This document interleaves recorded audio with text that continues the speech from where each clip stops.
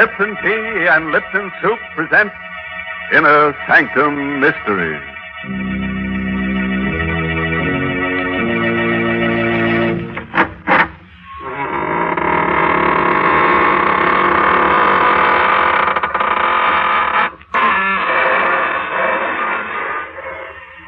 Good evening, friends of the Inner Sanctum. This is your host to welcome you through the squeaking door for another half hour of lovely chills and shudders. Oh, before we begin tonight, I'd like to give you a word of advice. If you should ever walk through a cemetery at midnight and come face to face with a transparent personality floating above a tombstone, don't be frightened. After all, you can see right through him. Good gracious, why do we have to talk about cemeteries? Because, Mary, our story tonight is about a vampire. Where else would you expect to find one if not in the cemetery? In the Vampire State Building? Well, suppose you go wait in that closet there and talk to the skeleton while I have a word with our Lipton listeners about one secret of success. You know, folks, when a Hollywood actress climbs up to stardom, it's usually because there's something different about her personality. And that's true of other success stories. Lipton Tea, for example, is the largest selling brand of tea in the world because it's different from other teas. Lipton's has that wonderful hearty flavor the tea experts call brisk, which means it's bright and zestful in taste, never wishy-washy or flat. Now, don't take my word for it. Compare Lipton's to other teas yourself. That's the real way to discover Lipton's rich, full flavor, Lipton's extra flavor that brings you all the goodness of a superb tea. It's full-bodied and satisfying with a smooth, mellow tang that brings you real enjoyment. So pour yourself a cup of Lipton tea, folks, and then see for yourself what a difference that brisk flavor makes. That's fine, Mary, but quietly, my dear. Why the whisper, Mr. Don't make too much noise or you'll wake the dead. And we don't want to do that because tonight's story is called The Undead. It's an original radio play by Milton Lewis. Yes, and our star tonight is Anne Seymour, who plays the role of Diana. I was alone here in the penthouse sleeping. The doors leading to the terrace were open. Suddenly, I was awakened by a queer, whirring noise that sounded like the flapping of wings. I opened my eyes. Moonlight filled the room. It was one of those clear, cloudless nights. But the winds moaned and howled like weeping women. Somewhere, a dog howled. I sat up, peered into the green light of the moon. Seeing nothing at first. I lay down again. My eyes were half closed. And I heard it again. The sound of wings beating on the air. Told myself it was nothing. Until out of the queer green shadows that surrounded me like a mist, I saw a pair of blood-red eyes close to my face. No, they weren't human eyes. They were rimmed with green. They glittered like glass in the dark. I looked closer. Too frightened to move. Too terrified to cry out. The thing that seemed to be flying round my head looked like a bat. Yet it wasn't a bat. Suddenly it floated down. I felt soft fur on my neck. Then my throat was pierced with a sharp, terrible pain. I started screaming, "Let me go! Let me go! Richard! Where are you, Richard? Richard!" Go on, Diana. When I felt their arms around me, I knew I was safe, Richard, but it was the most horrible dream I ever had. Yes, I know, darling. You were hysterical. What do you think it meant? Well, nothing. Nothing, of course, dear. Everyone has nightmares like that sometime or other. But it was so vivid. I could almost swear it happened just as I told it to you. Now, Diana, do you really believe you've encountered a vampire? I know it sounds ridiculous, darling. Listen, baby, you're living in New York City on top of an 18-story building. This is 1945, not the Middle Ages. Well, the whole notion is just rubbish. I tried to tell myself it was nonsense, too. But somehow... Oh, Richard, I want to get out of this place. But why? I don't like this apartment. There's something evil, sinister here. I've always felt it. And listen. Listen to that wind. The wind howls around here all the Well, time. naturally, it's a penthouse, and it catches the winds from the river. You hear that? Something flapping on the terrace. That's just the awning. There are always queer noises around here. All the time, and I can't bear it being alone here at night. Richard, please don't let me stay here alone tonight. I can't stay with you, darling. I've got to go to the theater. I don't want you to go there, please. Let your understudy take the part tonight. Take me away from here. Far away where it's warm and there's sunlight. Diana, you don't know what you're saying, dear. I can't give up my part in the show. Of course. Of course. Oh, darling, forgive me, please. I'm sorry I ever mentioned it. You do forgive me, don't you, Richard? Say you do. Why, of course. You're just upset over this silly dream. I know. I won't mention it again. You're okay, baby. Well, it's 10 to 8. I'd better get going. Want to come with me? Yes. No. No, I'm going to stay here. But if this place frightens you... That's just why I'm going to stay. And alone. I'm going to beat this thing. Somehow. That's better, darling. Much better. Here's your coat.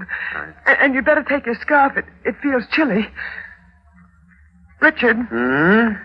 I said I won't mention it again, but there's one thing more I have to tell you, that the face of that thing in my dream, it was your face. Diana, in the name of I won't heaven... talk of it anymore, I promise you, darling. I didn't mean to upset you just before you went to the theater. Just kiss me, dear. I'll be all right. I'll be all right. Diana... Good night, dear. I'll be waiting when you get back.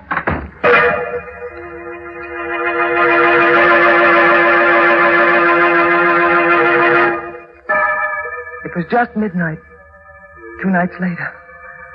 I was waiting for Richard to come home from the theater. I was going through his desk looking for a postage stamp. And I found something that turned my blood to ice. It was a newspaper clipping dated 10 years ago. The picture of a man, and under it the caption, "Prominent real estate operator Richard Barker, found dead of a sudden stroke." I looked at the picture again. There could be no doubt of it. It was Richard. I read further. The deceased will be buried at Woodlawn, Greenlawn Cemetery after services in the Westland Funeral Chapel. Good evening, Diana. Richard. Why, what's the matter? You seem startled. I didn't hear you come in. Have you been brooding again? No, Richard. Of course not. Well, how do you feel tonight?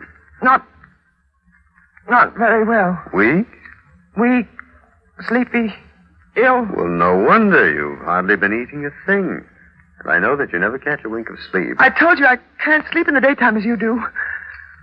As you do. Why are you staring at me like that? Why? Why do you sleep in the daytime? I've been doing it for years. Years. What's so terrible about that? Most theatrical people do. We live and work at night. Yes, I know. Really, Diana, what is the matter with you? Nothing. You think I'm losing my mind? Well, I don't know what to think. Why are you pretending? Pretending what? That you're something other than what you are. Because I know what you are, Richard. Really? I found out. This clipping I found in your desk, it tells how you died. That clipping? Oh, that. Why are you laughing?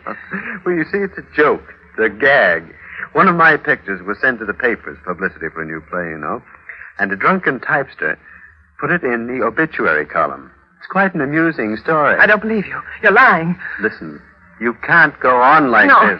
don't touch me. You're not well, Get your darling. hands away from me. But I just want to kiss No, you. no, don't touch me. Diana, where are you going? Out of here. Diana, come back. I'll come back when I've proved something to myself.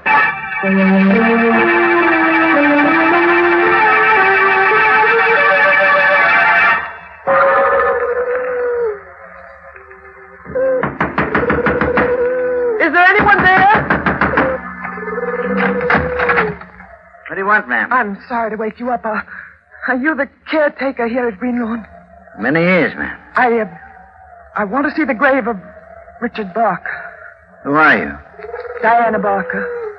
His wife. But it's 1 a.m, Mrs. Barker. I know what time it is. I want to see the grave. No one comes at a time like this. Please, will you tell me? Perhaps this will help. $10. For disturbing you. All right. You take the path in back of my house. Turn to the right. Have you a flashlight? I brought one from the car. It's only a short way, but it isn't a grave, ma'am. It's sort of a tomb. Thank you. I'll find it. You want me to come with you? No, I've troubled you enough. Good night. Good night. Somewhere, an owl was howling, as though warning me not to go on with this insane adventure. But I knew I had to continue. I had to be certain. I followed his directions along the path of the cemetery. The moon poked yellow fingers through scudding clouds, as though showing me the way. I was frightened, terrified. There's nothing to fear from the dead. Kept telling myself that to keep up my courage. The dead. Perhaps they were right. There was nothing to fear from them. But the undead. It was a tomb. The inscription was clear. Here lies Richard Barker, born May 7th, 1890. Died September 4th, 1935. There was a lock on the door. It was old and rusty. I'd come this far. I made up my mind. I picked up a stone. Smashed the lock. I opened the door. Blackness. Inky blackness, such as one imagines one would see at the end of the world. Turned on the flashlight I took from the car. Coffin was lying in the center of the tomb, on an altar. I felt my heart beating wildly, like a throbbing drum inside me. With a trembling hand, I opened the coffin. I looked down on a ghastly white satin lining. That was all there was in the coffin. There was nothing else. It was empty. I looked up. There was a face staring at me in the shadows of the tomb. It was Richard. Diana, I knew you'd come here.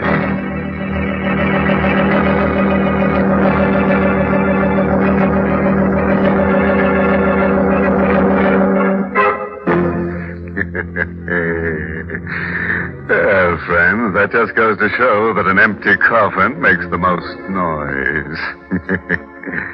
You know, this is the kind of nice domestic story I like.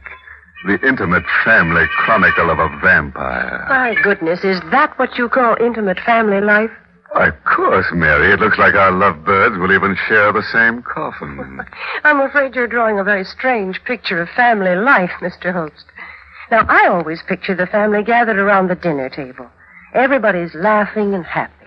The bright lights push back the shadows of evening outside and shine on the teacups, where Lipton tea is waiting to add to the family's mealtime pleasure. Lipton's brisk flavor will make that good meal taste even better. Everyone around the table, from junior to grandfather, will enjoy its tempting fragrance, its deep amber color, and that brisk flavor that makes Lipton's different from other teas. They'll all like its full-bodied, hearty goodness and the zestful tang of Lipton's flavor. So serve Lipton tea for dinner at your house, folks, and round out the family picture with real enjoyment. Right, Mary. And now let's go back to our horrors. Let me see. What dire predicament are we in tonight? Oh, yes. Diana has just discovered that her husband was wandering around his tomb. What would you do in a situation like that? Here's what Diana did. Listen. I ran blindly, stumbling, tearing my clothes. Somehow I managed to reach the car, start the motor. In the car, I knew it wasn't all some dream. People didn't come back from the dead, did they?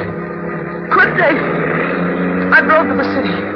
I wanted to see the lights, people, hear music. I wanted to be sure this was the world I'd always known.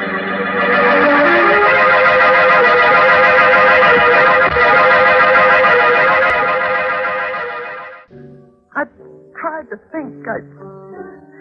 I tried to reason. I tried to understand what had happened to me. Because I knew something was happening to me. Something that I dreaded. I was becoming like them. Like Richard. I felt strange cravings. Desires that I didn't dare think of. Excuse me, Mrs. Barker. Oh. May I sit with you? I don't believe I know you. Perhaps not. Does it make any difference? No. No, it doesn't. Please sit down. Thank you. I'm glad you came over. I'm glad to be able to talk to anyone tonight. I've been watching you for the last 10 minutes. Have you? You look very strange tonight. How do you know me? We all know each other. We? Yes. You realize you'll be dead soon. Dead? At least what they call dead. You know what's happened? Oh, yes, of course. I've seen it happening for weeks. Your face became paler and paler. It will not be long now. You will become one of us. I don't want to. It's not in your hands. It isn't true. It can't be true. It's quite true. Many of us have gone on for hundreds of years. Those who sustain us become like us. And I... There is no escape. No, I don't believe it.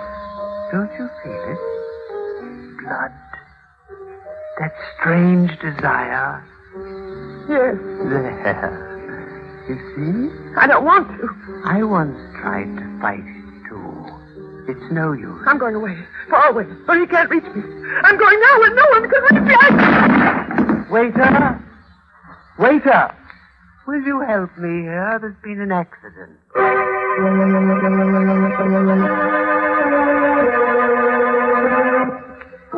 Everything is going to be all right, Diana. Just lie here and rest quietly. You're in your own home. I opened my eyes and saw Claudia, my older sister. Never was so glad to see anyone in all my life. Claudia had always helped me, always advised me. She'd know what to do. You want something to eat? No, I'm not hungry. But the doctor said you'd have to eat. How did I get here? You collapsed in the cocktail lounge. They brought you home. When? Last night. It's dark out. You've been sleeping almost 24 hours. Where's Richard? At the theater. Poor boy, he was so worried about you. Was he? He sent for me. I've been with you since last night. Diana, what happened? It's terribly difficult to explain. I sometimes think I'm losing my mind. I'd be sure that's what it is if I hadn't found out differently. Tell me about it. I found out Richard is dead. He's been dead for 10 years. What are you talking about? Still, Claudia. I went to Greenlaw and I saw his tomb. I opened it and the coffin was empty. Diana. I know what you're thinking, but I'm not insane. He never sleeps at night. Now I feel this strange craving. Claudia, don't steer. You know what you're saying. Yes, I know it sounds wild, fantastic, but I haven't told this to anyone, but it's true. There are things in this world you only think are primitive superstitions, but Claudia, you must believe me. Yes, of course, I believe you, dear. We must destroy Richard. I've read about those things. We must destroy him by driving a wooden stake through his heart. That's the only way I can escape from him. That's the only way I can become a human being again. Diana. You'll help me, Claudia. Of course, dear. Haven't I always helped you? Where are you going? Just to fix you something to eat. No, you're going to leave me. Leave me here along with him. I won't let you do that, Claudia. That gun. Where did you get that gun? We've always had one here. Ever since I first told Richard I was afraid of this place. You're not going to leave me alone now, Claudia. I'm not going to let you. Of course not. Get away from that door. That's what you want. Claudia, come back! No! No, you're insane! No! She's gone. Insane. She was so sure I was insane, she didn't even give me a chance to explain. I was alone in the house. I felt terribly weak. I wanted to sleep. I wanted to sleep forever and ever. But I knew if I lay down and closed my eyes, I might never open them again. Never open them and see the world as you or I used to. I'd be something else. I looked at the clock. Almost midnight. Richard would be coming back any minute. I ran to the door, locked it from the inside with a safety bolt. What to do? What to do? police. I ran to the telephone. Operator? Hello, operator. Get me the police and hurry, please. 1 moment, please. Hurry, will you? This is a matter of life and death. Hello, are you ringing them? Police department. Sergeant Kilwaitford. Hello, police. You've got to help me. Yes, what is it, please? My husband, he's going to do something to me tonight. He's going to make me what he is. What's that, lady? He's been dead for 10 years. I saw his empty coffin. That's proof, isn't it? That's evidence. You always want evidence, and there it is. Now, do you understand? Well, I'm not sure I do, lady. What's your name? Diana Barker. Well, all right. Now, calm down. Tell me where you live. I live... Oh, you think I'm insane, too, don't you? I didn't say that. You think I'm crazy, just as Claudia does. If you'll just give me the address, lady. Oh, what's the use? Please, lady. No one believes it. I know I'm not insane. I know it, and yet... What's that? His key in the lock. He can't open it. It's bolted from the inside. He's trying to get in. But he can't. Not with that bolt. I won't open it. I won't. I'll just pretend I don't hear it. I'll cover my ears with my hands and I won't hear it. He can't get in here. If I can keep him out until daylight, I'll be safe. Safe.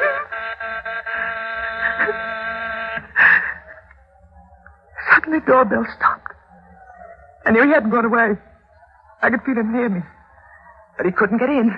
No, he couldn't get into the penthouse. There was no way to get in unless he came through the terrace. And there was no way to get on the terrace unless he could fly. Fly. The wind was screaming. When I turned to look at the French doors leading to the terrace, it was impossible. He couldn't. And yet, he couldn't. And yet, suddenly the doors burst open. The wind blew through the house like a cyclone. The air framed in the double doors. Stood Richard. Why didn't you let me in? How did you get out on the terrace? Never mind. What are you doing with that gun? Don't come near me, Richard. Diana? Go away. Go away and leave me alone. Give me that gun. No. I'm warning you, Diana. You'd better give it to me. If you take another step toward me, I'll fire. Diana. You see? The bullets. They didn't harm you. No. I didn't miss. No. It's empty. You see? It didn't do any good. What are you going to do? I'm going to put an end to this once and for all, Diana. An end? And I've prepared for this. I have a knife. You see? Richard. Don't be afraid, Diana. You won't quite die. No, don't. Come here, Diana. No, Richard, no. You're no. making too much trouble while you're alive. Help me, someone! Let go of me! No! I saw the knife over my throat. I beat at his chest with the empty pistol. Then, just before everything became black, I saw 3 flashes of lightning.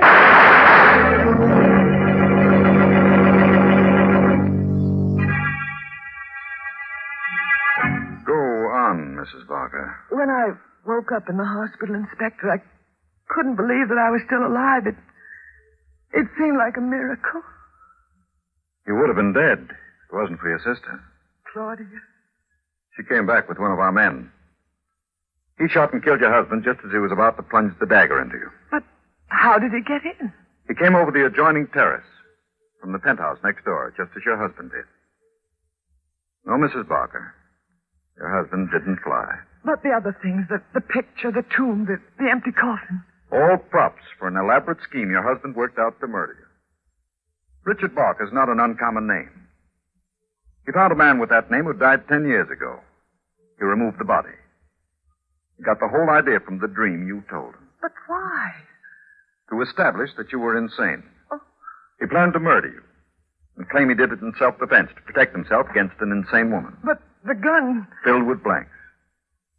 He wanted to get your money, Mrs. Barker. But the way I felt, those strange cravings...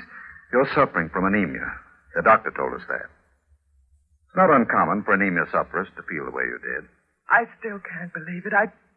I still feel that he isn't quite dead. I'll relieve that fear right now. His body's in the other room. I think you should see it. Come this way, Mrs. Barker. There. Raise the lid of the coffin, Charlie. Yes, Inspector. What's the matter? He looks so lifelike. His lips are so reddish. He looks as though he could move. Get up at any minute. Nonsense. I assure you he's quite dead, Mrs. Barker.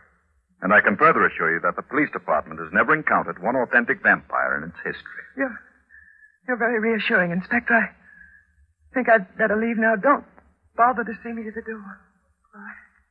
All right, Charlie. Cover him up and have him buried. Okay, Inspector.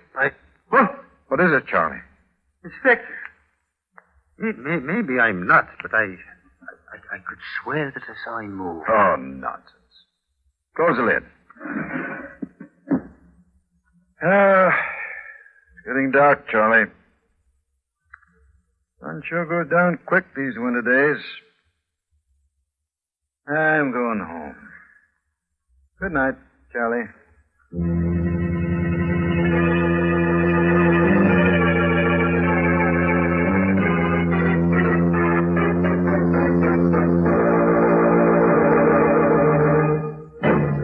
Well, friends, do you think Richard is really dead? Oh, that's something for you to sleep on when you go to bed tonight. Oh, and by the way, we have a moral for tonight's story. Yes, it's taken from a diary of Miss Delirium Tremens, who once said, "Never marry a vampire. He may turn out to be 500 years old without a social security number to his name. How can a girl have any fun going around with a guy like that?" Well, Mr. Host, I don't think that's a serious problem. I'm positive that no girl will ever meet a vampire, much less marry one. Ah, but you can't be sure, Mary.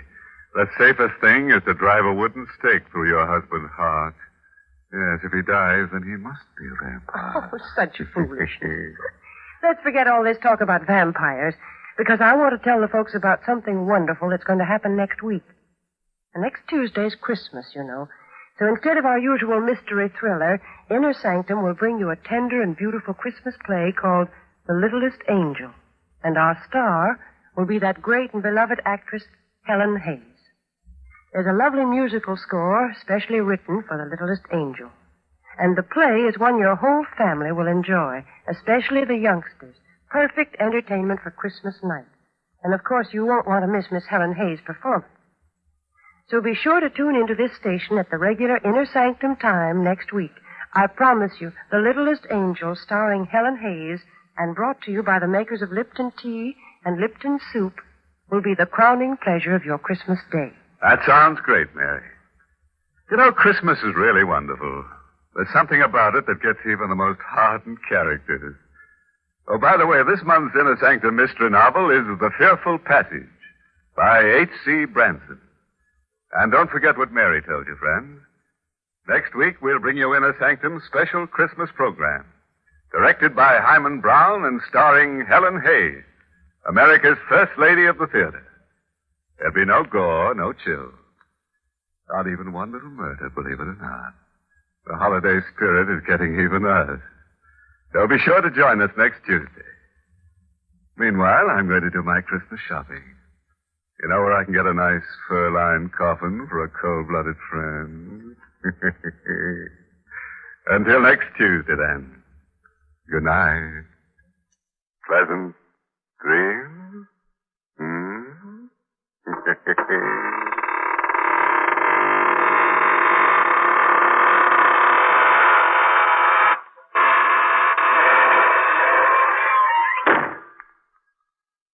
Folks, these busy days, we all want to save time when we prepare meals, and yet we don't want to sacrifice that good homemade taste.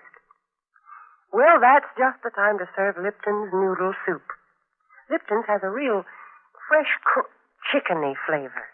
It tastes like the chicken noodle soup you'd make right in your own kitchen, and yet it takes almost no time at all to prepare. And Lipton's is economical, too. It costs less and makes lots more than canned soups. So don't forget to try Lipton's Noodle Soup Mix.